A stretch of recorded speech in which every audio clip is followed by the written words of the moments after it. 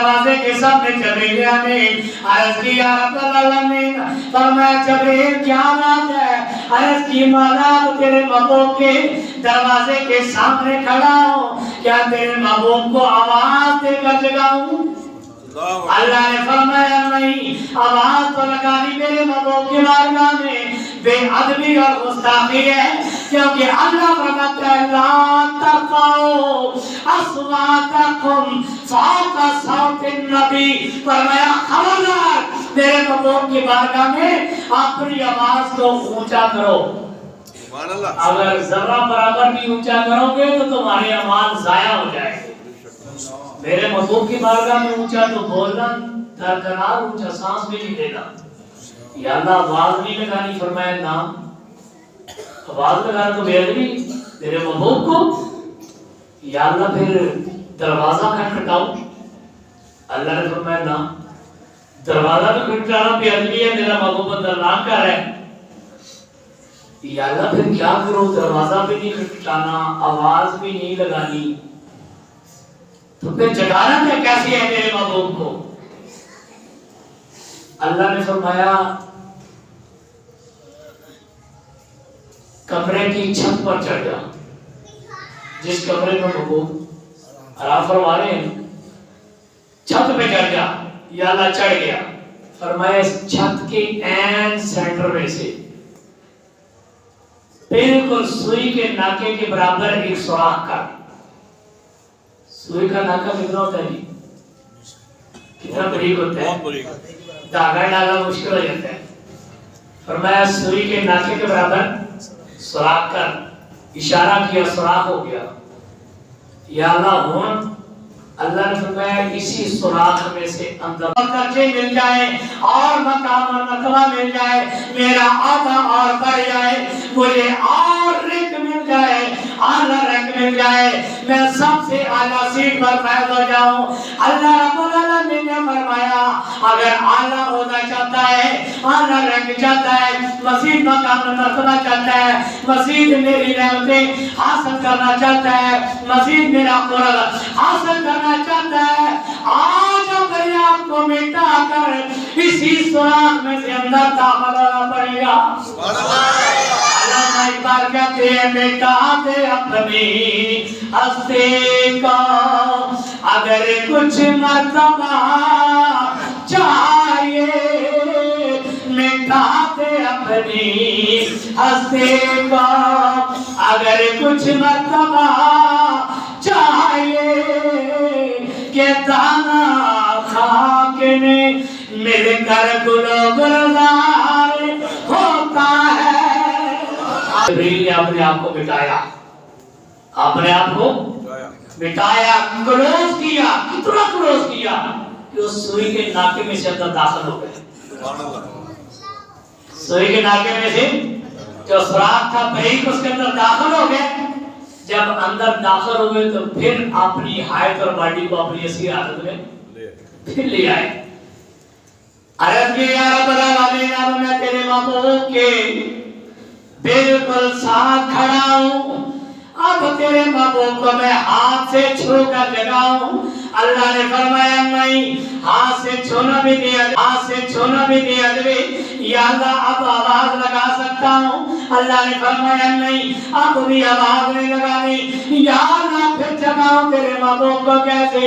اللہ نے فرمایا جبریل جی رب جلیل، فرمایا جب سے میں نے تجھے پیدا کیا ہے اس دن سے لے کر آج کے دن تک یہ جو کافوری والے ہونٹ میں نے تجھے عطا کیے ہیں کسی چیز کے ساتھ مس ہوئے یا نہیں؟ عرض کی یا اللہ جب سے میں پیدا ہوا ہوں اس دن سے لے کر آج کے دن تک یہ کافورے والے ہونٹ کسی چیز کے ساتھ میں نے مس نہیں کیے۔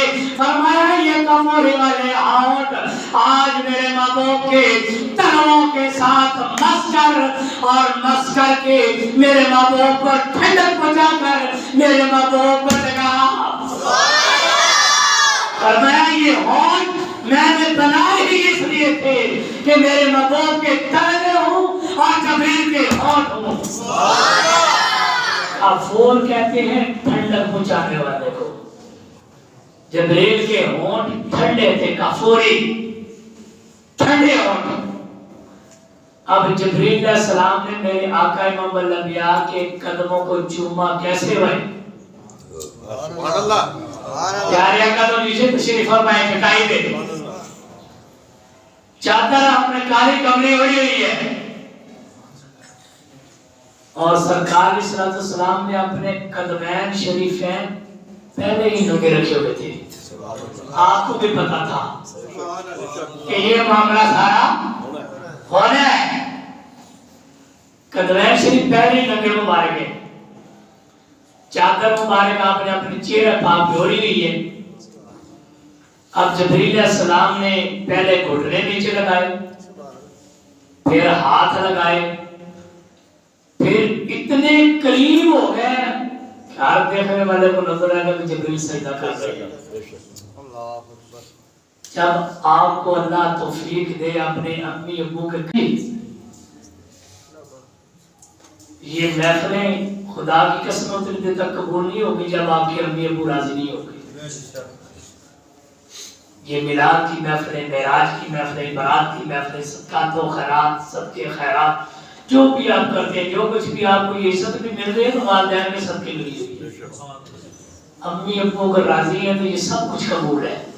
اگر امی ابو راضی نہیں تو بے شک ساری رات کھڑے ہو کر قرآن پڑھتے رہو، ساری رات ایک ٹانگ پہ اپنا ادا کرتے رہو، میں قسم اٹھا کے کہتا ہوں ایک سجدہ بھی قبول نہیں ہوگا۔ یہ سب کچھ اگر قبول کروانا ہے تو اپنے امی ابو کے فرما بردار بچے بن جاؤ۔ اف تک بھی نہیں کہنا، نظر اٹھا کر دوری بھی نہیں ڈالنی، پھر یہ سب کچھ قبول ہو جائے گا۔ پھر ایک سجدہ 1000 سجدوں سے، پھر قرآن کی ایک آیت پڑھو گے کروڑوں آیتیں پڑھنے کے برابر ثواب ہے۔ کعبے جانے کی توفیق اللہ نے نہ بھی نہ دی، ادھر بیٹھے بیٹھے حج قبول ہو جائے گا آپ کا۔ اور ایسا حج جو قبول ہے تو ہر دیکھنے والے کو نظر آئے گا کہ یہ سجدہ کرنا ہے، لیکن وہ سجدہ نہیں ہے، وہ تعظیم ہے، ادب ہے، اکرام ہے۔ سجدے کے لیے 7 ہڈیوں کا زمین پر لگنا ضروری ہے، قبلے کی طرف منہ ہونا بھی ضروری ہے، اور نماز کا سجدے کا وقت ہونا بھی ضروری ہے۔ پھر جب تک سبحان ربی الاعلیٰ نہیں کہو گے اتنی دیر کا سجدہ پھر بھی نہیں ہوگا۔ یہ ذکر میں نے آپ کو نقطہ بتایا اور مسئلہ بھی بتایا۔ جبریل علیہ السلام جھکے، گھٹنے لگائے زمین پہ، ہاتھ بھی لگائے، اور اپنے کافوری والے ہونٹنا پیارے آقا علیہ السلام کی پائے ناز جو ہے نا قدم مبارک، ان کی تلیوں کے ساتھ مس کیے۔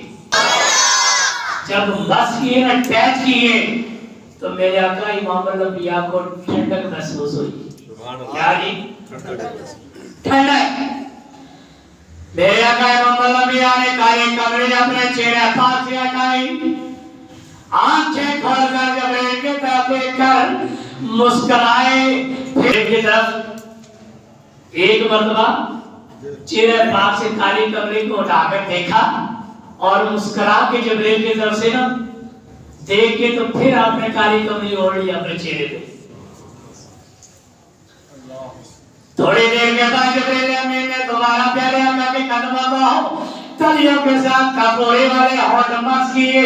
میرے آقا کو پھر ٹھنڈک محسوس ہوئی، آپ نے پھر مطلع کے چہرے سے رخ سے پاسے کالے کپڑے کو ہٹایا، آنکھیں کھول کر جبریل کی طرف مسکرائے، مسکرا کے دیکھے، پھر آپ نے کالے کپڑے کو اوڑھ لیا۔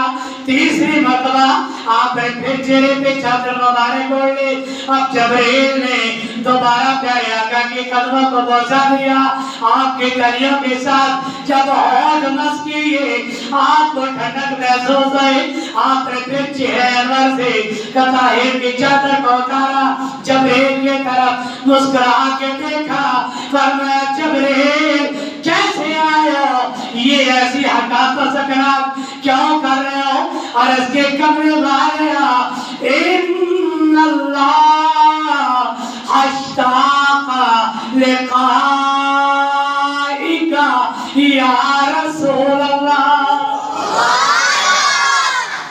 या रसूल अल्लाह, अल्लाह रब्बुल आलमीन आपका मुश्ताक है, आपसे मुलाकात करने का या आपकी ज़ियारत या चेहरा देखने का मुश्ताक है। अल्लाह आपसे मुलाकात करने का मुश्ताक है।